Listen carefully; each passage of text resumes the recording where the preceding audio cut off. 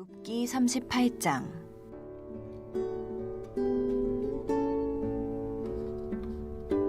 그때 여호와께서 폭풍우 가운데에서 욥에게 말씀하여 이르시되, 무지한 말로 생각을 어둡게 하는 자가 누구냐? 너는 대장부처럼 허리를 묶고 내가 내게 묻는 것을 대답할지니라. 내가 땅에 기초를 놓을 때에 내가 어디 있었느냐? 내가 깨달아 알았거든 말할지니라. 누가 그것의 도량법을 정하였는지, 누가 그 줄을 그것의 위에 띄었는지 내가 아느냐? 그것의 주추는 무엇 위에 세웠으며 그 모퉁이 돌을 누가 놓았느냐? 그때 새벽별들이 기뻐 노래하며 하나님의 아들들이 다 기뻐 소리를 질렀느니라. 바다가 그 모태에서 터져나올 때에 문으로 그것을 가둔 자가 누구냐? 그때 내가 구름으로 그 옷을 만들고 흑암으로 그 강보를 만들고 한계를 정하여 문빗장을 지르고 이르기를 내가 여기까지 오고 더 넘어가지 못하리니 내 높은 파도가 여기서 그칠지니라 하였노라. 내가 너의 날에 아침에게 명령하였느냐? 새벽에게 그 자리를 일러주었느냐? 그것으로 땅끝을 붙잡고 악한 자들을 그 땅에서 떨쳐버린 일이 있었느냐? 땅이 변하여 진흙에 인친 것 같이 되었고 그들은 옷같이 나타나되 악인에게는 그 빛이 차단되고 그들의 높이 든 팔이 꺾이느니라. 내가 바다의 샘에 들어갔었느냐? 깊은 물 밑으로 걸어다녀 보았느냐? 사망의 문이 내게 나타났느냐? 사망의 그늘진 문을 내가 보았느냐? 땅의 너비를 내가 측량할 수 있느냐? 내가 그 모든 것들을 다 알거든 말할지니라. 어느 것이 광명이 있는 곳으로 가는 길이냐? 어느 것이 흑암이 있는 곳으로 가는 길이냐? 너는 그의 지경으로 그를 데려갈 수 있느냐? 그의 집으로 가는 길을 알고 있느냐? 내가 아마도 알리라. 내가 그때에 태어났으리니 너의 횟수가 많음이니라. 내가 눈 곳간에 들어갔었느냐? 우박 창고를 보았느냐? 내가 환난 때와 교전과 전쟁의 날을 위하여 이것을 남겨두었노라. 광명이 어느 길로 뻗치며 동풍이 어느 길로 땅에 흩어지느냐? 누가 홍수를 위하여 물길을 터주었으며 우레와 번개길을 내어주었느냐? 누가 사람 없는 땅에 사람 없는 광야에 비를 내리며 황무하고 황폐한 토지를 흡족하게 하여 연한 풀이 돋아나게 하였느냐? 비에게 아비가 있느냐? 이슬방울은 누가 낳았느냐? 얼음은 누구의 태에서 났느냐? 공중의 서리는 누가 낳았느냐? 물은 돌같이 굳어지고 깊은 바다의 수면은 얼어붙느니라. 내가 묘성을 메어 묶을 수 있으며 삼성의 띠를 풀 수 있겠느냐? 너는 별자리들을 각각 제때에 이끌어낼 수 있으며 북두성을 다른 별들에게로 이끌어갈 수 있겠느냐? 내가 하늘의 궤도를 아느냐? 하늘로 하여금 그 법칙을 땅에 베풀게 하겠느냐? 내가 목소리를 구름에까지 높여 넘치는 물이 내게 덮이게 하겠느냐? 내가 번개를 보내어 가게 하되 번개가 내게 우리가 여기 있나이다 하게 하겠느냐? 가슴속의 지혜는 누가 준 것이냐? 수탉에게 슬기를 준 자가 누구냐? 누가 지혜로 구름의 수를 세겠느냐? 누가 하늘의 물주머니를 기울이겠느냐? 티끌이 덩어리를 이루며 흙덩이가 서로 붙게 하겠느냐? 내가 사자를 위하여 먹이를 사냥하겠느냐? 젊은 사자의 식욕을 채우겠느냐? 그것들이 굴에 엎드리며 숲에 앉아 숨어 기다리느니라. 까마귀 새끼가 하나님을 향하여 부르짖으며 먹을 것이 없어서 허우적거릴 때에 그것을 위하여 먹이를 마련하는 이가 누구냐? 오늘도 여러분 새벽에 참 잘 나오셨습니다. 희망은 하나님께 있죠. 우리가 하나님을 보면 희망이 보이지만 세상을 보면 절망뿐인 거죠. 하나님을 바라보며 희망의 주인공들이 다 되시기를 간절히 바랍니다.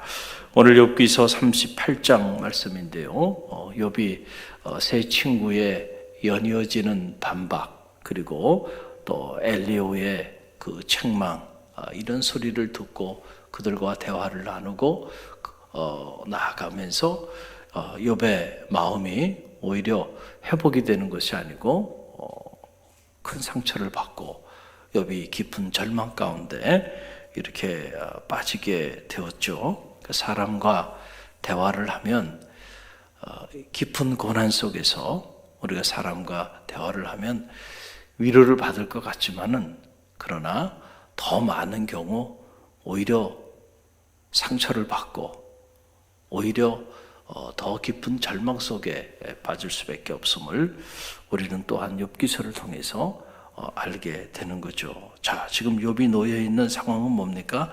두 가지예요. 두 가지 상황이 확실한 거예요. 하나는 자신이 지금 감당할 수 없는 엄청난 고난을 당하고 있어요. 그렇죠? 전 재산을 다 잃어버리고 7남 3녀 자녀들 다 죽어 넘어갔고, 또 사랑하는 아내도 자기를 저주하고 자기 곁을 떠났고, 몸은 병에 들어서 고통 가운데 있어요. 한번 생각해 보세요. 그냥 재난 정도가 아니잖아요. 이거는 정말 상상할 수 없을 정도의 엄청난 재앙을 맞아서 감당할 수 없는 고난과 고통 속에 욥이 지금 던져진 거예요. 그런데 친구들은 인간응보적인 차원에서 계속해서 얘기하는 거예요. 너의 죄에 대한 하나님께서 그 죄에 대하여 너를 심판하시는 거라고. 그러니까 욥에 있어서는 딱 두 가지 그 국면에 욥이 처하게 된 거예요. 아무리 생각해 봐도 자신은 지금 이 정도의 내가 고난을 당할 정도로 하나님 앞에 큰 죄를 지질 않았는데, 아무리 생각해도 생각이 나지 않는 거잖아요. 자, 이런 상황에 있기 때문에 하나님 앞에서나 사람 앞에서 나는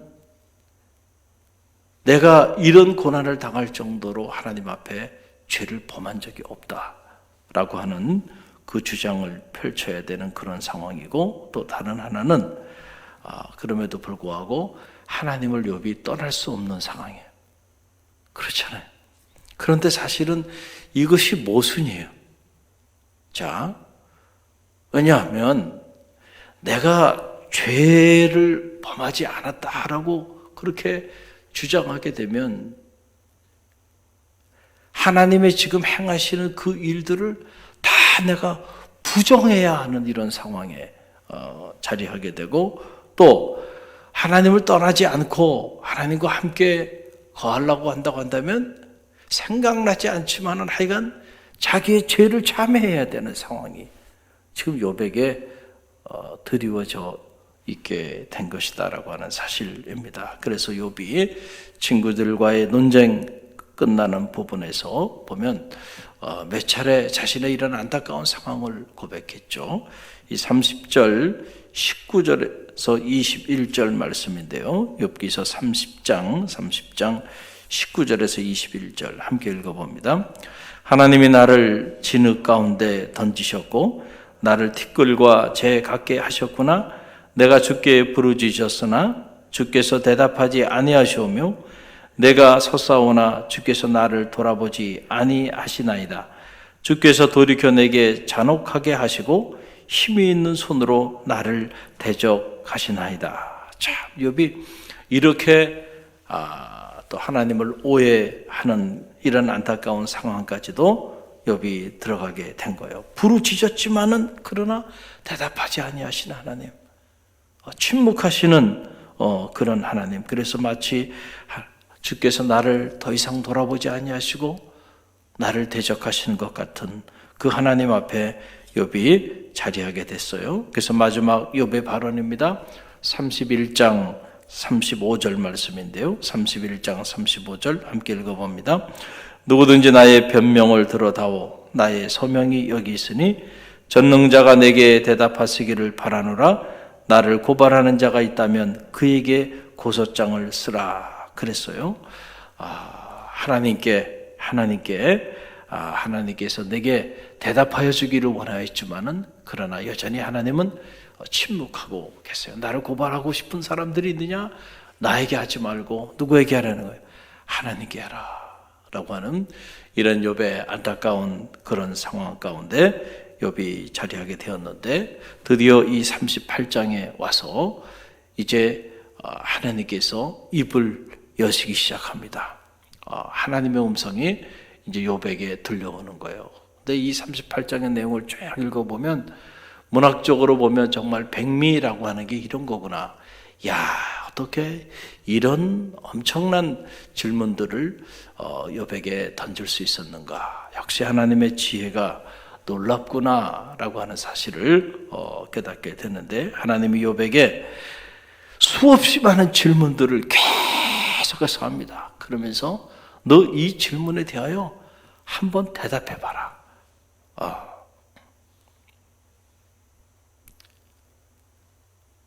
욥이 왜 자신이 고난을 당하고 있는지, 그거에 대해서 자신이 당하는 그 고난에 대하여 왜 자신이 이렇게 고난을 당하고 있는지 그걸 알고 싶어가지고 이렇게 몸부림치고 안타까운 상황에 자리하고 있는 욥에게 그 이유를 설명하는 과정에서 우리가 생각하면 구체적으로 그 이유를 설명해 주시면 될 것 같은데, 그러지 않고 하나님이 그에게 엄청난 질문들을 쫙, 우리 인생에 있어서 이 질문들 앞에 사실은 욥뿐만 아니고 우리도 이 질문들 앞에 서 있어요. 과연 누가 이 질문에 대답을 할 수 있을까? 어떻게 대답할 수 있을까? 라고 하는 사실인데, 결국 이 질문을 통해서 하나님께서 지금 행하시는 그 일들을 욥에게 계시해 주고 있는 그런 내용이죠. 그런데 그 질문을 던지기 전에 하나님이 욥을 권면합니다. 욥을 위로합니다. 이런 면에서는 욥의 세 친구들하고는 또 엘리후하고는 다른 모습이죠. 하나님이 그를 질문을 통해서 깨우침을 주시기 전에 그를 위로하면서 하는 말이 너는 대장부가 되라는 거예요. 뭐가 되라고요? 대장부가 되라. 중심을 잡고 너는 대장부가 되라. 먼저 말씀하세요. 그 내용이 3절에 나오는데요. 함께 읽어봅니다. 너는 대장부처럼 허리를 묶고 내가 내게 묻는 것을 대답할지니라 그랬어요. 너는 인생의 폭풍우 가운데서도 대장부처럼 중심을 잡고 강하고 담대하게 한번 내가 너에게 묻는 이 물음에 대하여 대답해 보아라 라고 하는 그런 말씀입니다. 참 이 말씀을 이렇게 묵상하면서 그렇지, 우리는 믿음의 길을 걸어간다고 하는 것은 어떻게 보면 대장부의 삶을 사는 거죠. 할렐루야. 소년 다윗이 어떻게 블레셋의 그 위대한 명장인 골리앗을 물리칠 수 있었나요? 그가 골리앗 앞에 나갈 때 모습을 보면 대장부의 모습이었습니다. 두려워하거나 떨지 않고요, 강하고 담대하게 골리앗 앞에 나가요. 그러나 사울과 그 당시 이스라엘의 그 수많은 명장들은 골리앗 앞에 다 철장부가 돼가지고 하나님과 이스라엘을 모욕하는데도 누구 하나 나서는 이가 없고 두려움에 부들부들 떨고 있었다는 거예요. 자, 우리가 대장부가 되기 위해서는 어떤 믿음이 있어야 되냐면 하나님이 오늘 나와 함께 하신다고 하는 이 믿음이 있어야 돼요. 할렐루야. 그러면은 대장부가 될 수 있어요. 그래서 다윗이 내가 사망의 음침한 골짜기를 다닐지라도 해를 두려워하지 않는다는 거예요. 그 이유가 어디냐면 주께서 나와 함께 하십니다. 이 믿음이 여러분 가운데 있습니까? 이 코로나 사태 속에서도 하나님은 여러분과 함께 하십니다. 믿습니까? 이 믿음이 여러분 가운데 있기를 간절히 바랍니다. 이걸 우리가 임마누엘의 신앙이라고 말하잖아요. 나와 함께 하신 하나님. 저는 고난 가운데서도, 위기 가운데서도, 폭풍 가운데서도 이 믿음이 흔들리지 않기를 간절히 바랍니다. 그러면 우리는 어떤 상황 속에서도 대장부처럼 살아갈 수 있어요. 여러분이 쫄장부가 되지 마시길 바랍니다. 할렐루야. 강하고 담대하라는 거예요. 여러분, 소년 다윗이 어떻게 그 명장 골리앗을 이겼나요? 무기로 이겼나요? 창이나 칼로 이겼나요? 아니잖아요. 하나님이 나와 함께 하신다고 하는 그 믿음으로 이긴 거 아닙니까? 너는 칼과 창으로 내 앞에 나오지만 나는 만군의 여호와 하나님의 이름으로 나가잖아요. 그럴 때에 여러분 물맷돌 하나 가지고 마치 이리와 늑대를 때려잡듯이요 그 거대한 명장 골리앗을 무너뜨리잖아요. 하나님이 함께 하셔서 그 함께 하시는 하나님에 대한 믿음이 있으면요 오늘도 이 골리앗 같은 세상에서 다윗 같은 용기로 대장부처럼 승리하는 삶을 살게 될 줄로 믿습니다. 중요한 건 오늘 우리가 골리앗이 문제가 아니고요. 문제는 어디 있어요? 오늘 우리가 과연 하나님이 나와 함께 하신다고 하는 이 실지 않은 믿음을 내가 가지고 살아가고 있는가라고 하는 그런 사실이에요. 우리가 믿음의 길을 걸어간다고 하는데 그 믿음이 박제화된 죽어있는 믿음이 아니고 살아 작동하는 그런 믿음이 되시기를 간절히 바랍니다. 오늘 이 새벽에도 그 믿음으로 기도하는 성도들이 되시길 바랍니다. 톨스토이의 전쟁과 평화라고 하는 책에 보면 이런 말이 있어요. 제정 러시아와 프랑스 나폴레옹과의 전쟁이 일어났을 때의 이야기를 담고 있는데 이런 말이 있습니다. 전쟁에 이기는 것은 훌륭한 무기를 가진 것에 있지 아니하다는 거예요. 군인의 마음의 자세에 달려있다는 거예요. 마음의 태도, 전쟁에 임하는, 싸움에 임하는 그 병사의 마음의 태도에 따라서 전쟁의 승패가 달라지는 거지 어떤 무기를 가지고 있는가 이거에 따라서 결정되어지는 것이 아니에요. 우리가 믿음의 길을 걸어가는데도요 중요한 건 뭐냐면 마음의 태도, 마음의 자세가 중요하다니까요. 저는 여러분이 어떤 상황에 놓였든지 간에 네거티브하지 않기를 바랍니다. 부정적인 사람들은 어떤 상황 속에서도 상황을 넘어서는 하나님의 역사를 체험하기가 어려워요. 믿음은 언제나 긍정적인 거예요. 포지티브하다는 거예요. 할렐루야. 어떤 상황 속에서도 믿음은 긍정적인 거예요. 이 믿음이 여러분 가운데 있기를 간절히 바랍니다.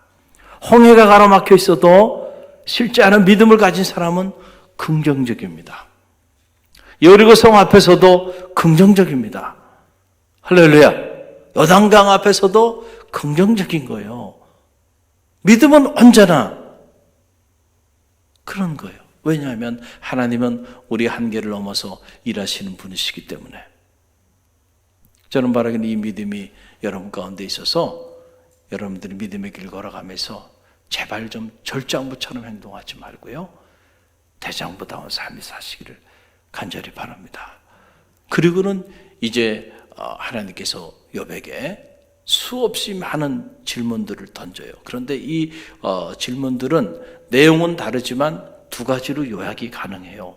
하나는 바로 뭐냐면 세상과 자연의 그 시원에 관한 그런 질문입니다. 그 시온성에 관한 그런 질문을 던지는 거죠.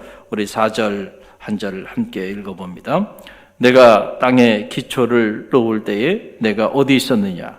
내가 깨달아 알았거든 말할지어다 그랬어요.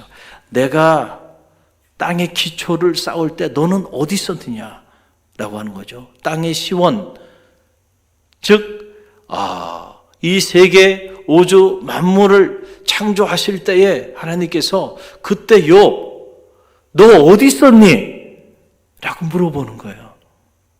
여러분은 어디 계셨나요? 하나님이 이 온 우주 만물을 창조하실 때 여러분은 어디 계셨어요? 욥이나 저나 여러분은요 존재하지도 않았어요. 자, 왜 이런 질문을 하나님이 던지시는 걸까요? 욥의 세 친구 말할 것도 없고요. 엘리후 말할 것도 없고요. 욥, 네가 그렇게 내가 행하는 그 일들에 대하여 그렇게 알고 싶어? 그걸 알지 못해서 네가 지금 이렇게 괴로워하는 거야? 어떻게 네가 내 앞에서 나의 행하는 그 일을 다 알고자 하느냐라고 하는 거죠. 내가 이 땅의 기초를 쌓을 때 너 어디 있었어? 온 우주 만물을 창조할 때 욥 너는 어디 있었니 그때? 존재하지도 않았다는 거예요. 그런데 여러분, 우리가요, 얼마나 교만한가요? 그런 우리가 얼마나 우리의 이성과 경험을 가지고 하나님의 행하시는 일들을 평가하고 때로는 하나님에 대하여 이렇게 저렇게 비판하고 판단하고, 참 하나님 입장에서 보면은 정말 가당치도 않은,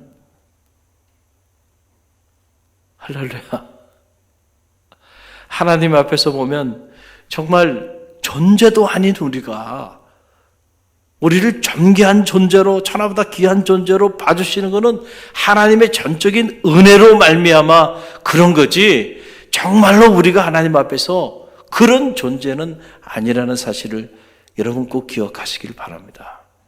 할렐루야. 그런데 마치 우리가 그런 존재인 것처럼 살아가잖아요. 너무 교만하다는 거예요. 너무 교만해. 뭘 좀 가졌으면 뭐 그것이 엄청난 것이냐, 무슨 권력을 좀 가졌으면 그 권력이 뭐 얼마나 대단하다고, 하나님 앞에서. 하나님 앞에서는 정말 없는 것과 같은 존재예요, 우리 일생이라고 하는 것은. 그런데 감히 그 영원이신 하나님의 행하시는 그 일에 대하여 논쟁을 하고 시시비를 가리고, 이런 사람들의 대화와 이런 사람들의 이야기, 그리고 이런 사람들의 이런 탄식 자체가 하나님 입장에서 보면 참 가당치도 않은 그런 일이라는 거예요. 그리고 하나님께서 또 하나의 질문을 던지는 거예요. 그러면서 내가 아느냐? 라고 하는 거예요. 내가 아느냐? 자, 그 질문의 한 자락으로 우리가 읽어보면 5절 있죠? 5절 함께 읽어봅니다. 누가 그것의 도량법을 정하였는지, 누가 그 줄을 그것의 위에 띄었는지 내가 아느냐? 라고 하는 그런 말이에요. 자연과 이 세상의 모든 이 원리를 누가 만들었는지 너는 아느냐? 라고 하는 그런 이야기죠. 우리가 어떻게 알겠어요? 이 온 우주 만물이 이렇게 놀라운 원리를 따라 살아서 이것이 움직이고 있는데, 이 지구도 지금 움직이고 있잖아요.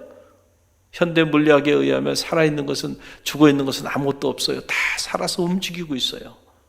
그런데 그 모든 우주 만물이 그 원리를 따라서 움직이고 있는데, 그 움직이는 원리도 모르는데 그 원리를 우리가 다 아나요? 그 원리가 얼마나 많은 원리가 있는지조차도 몰라요. 그런데 그 원리를 어떻게 만드셨는지, 누가 만들었는지 사실 우리가 우리의 머리로는 알 길이 없습니다. 자연과학이 아무리 발달했다 하더라도요, 글쎄요, 수억만 분의 1, 아니 어떻게 숫자로 표현할 길이 없어요. 하나님 창조해 놓으신 이 우주의 끝이 어느 정도 되는지도 몰라요. 끝이 없습니다. 지구를 중심으로 한 이 은하계 끝을 알 길이 없어요. 수십억 광년, 수백 년 광년을 가도 은하계가 끝나면 그런 은하계가 또 얼마나 많이 있는지 알 길이 없습니다. 무한대예요, 무한대. 그런데 이런 것들을 누가 만들고 이런 것들이 어떻게 돌아가고 있는지 그 원리를 우리가 알 수 있을까요? 모르죠. 발견하게 될수록 점점 더 우리가 많은 것을 모르고 있다는 것 밖에는 깨달을 길이 없어요. 본질을 알 길이 없습니다. 그냥 현상만 일정 부분 발견하게 되고 깨닫게 될 뿐인 거죠. 그래서 여러분, 이런 표현이 성경에 보게 되면 종종 토기장이와 질그릇의 비유로 비유되어지고 있는 것을 보게 되는데, 이사야 45장 9절 말씀 보게 되면 그 내용이 나와요. 이사야 45장 9절 함께 읽어봅니다. 질그릇 조각 중 한 조각 같은 자가 자기를 지으신 이와 더불어 다툴진대 화 있을진저 진흙이 토기장에게 너는 무엇을 만드느냐? 너는 내가 만든 것이 그 손이 없다 말할 수 있겠는가? 라고 하는 거죠. 우주의 시원성과 그 본질에 대하여 마치 자, 토기장이가 토기를 만들었는데 그 토기장이가 수없이 많은 토기를 만들었는데 그 만든 토기가 토기장이에게 그 존재에 대한 시시비를 따질 수 있겠는가라고 하는 사실이죠. 그 토기는 토기장이가 원하는 대로 만드는 거예요. 토기장이가 원하는 때에 만드는 거예요. 그러니까 사실 근본적으로 우리가 알 수 없는 고난 가운데 자리한다 할지라도 그것조차도 하나님 앞에 우리가 따질 수 있는 입장은 되지 못한다는 거예요. 근본적으로. 우리는 얼마나 많은 경우 Why me? 라고 하는 질문을 얼마나 쉽게 던지나요? 조금만 신앙생활하다가 힘들면 하나님 왜 이래요? 왜 이래요? 왜 우리 가정에, 왜 내 삶에 이런 고난이 있나요? 그러면서 너무도 쉽게 우리는 불평하고 원망하고 나가는데 사실은 그럴 수 있는 자격조차도 근본적으로는 우리에게 있지 않다라고 하는. 오늘 하나님이 우리 생명을 걷어가셔도 우리는 할 말이 없어요. 할렐루야. 이 근본적으로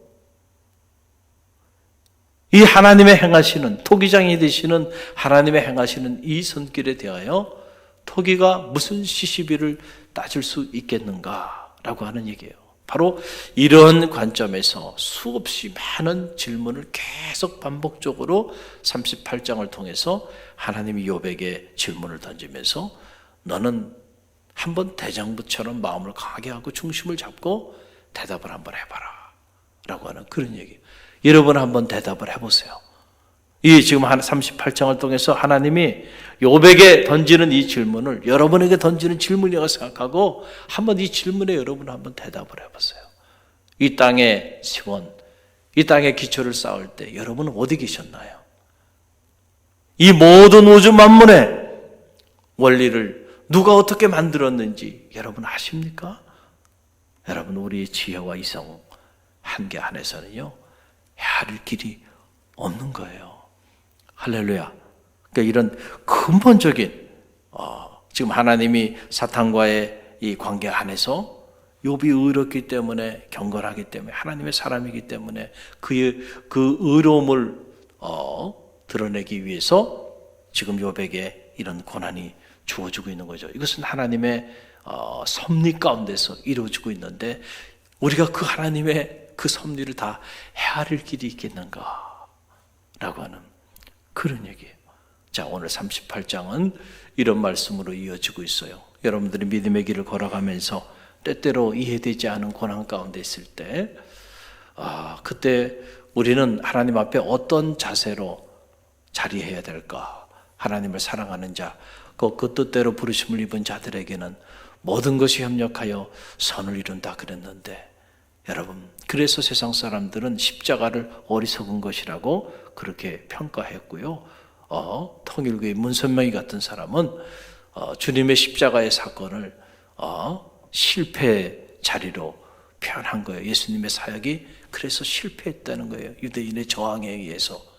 자, 이것이 세상적인 관점에서 보면 그렇지만 어찌하랴 하나님이 그 십자가를 통하여 부활의 영광을 이루시고 그 고난에 말도 되지 않는 그 고통의 삶의 자리를 통하여 인류를 구원하시고 온 인류가 그리스도의 사랑, 하나님의 사랑을 깨닫게 하는 그런 단초가 되게 하실지 누가 알았겠는가? 할렐루야. 이 욥이라고 하는 이 의인의 알 수 없는 고난을 통하여 세상에는 하나님의 섭리 가운데 의로운 사람도 경건한 사람도 고난을 받을 수 있구나라고 하는 사실을 온 천지에 알리고자 하시는 인줄 누가 알았겠는가? 그냥 인간응보적인 차원에서 죄를 범한 사람은 하나님의 심판을 받아 마땅히 고난을 당한 것이라고 생각하는 이런 단세포적인 생각을 가지고 살아가는 이들에게 이런 엄청난 깨우침을 하나님이 주시기 위하여 그 의인의 고난을 드러내고 있는 이 비밀을 누가 알 수 있었겠는가? 할렐루야. 하나님의 행하시는 그 섭리 우리는 사실 헤아릴 길이 없습니다. 오직 우리는 그분에 대한 믿음, 그 신뢰를 가지고 나아갈 뿐인 것이죠. 할렐루야. 저는 말한 이 믿음이 여러분 가운데 있기를 간절히 바랍니다. 우리 함께 기도하며 나갑니다.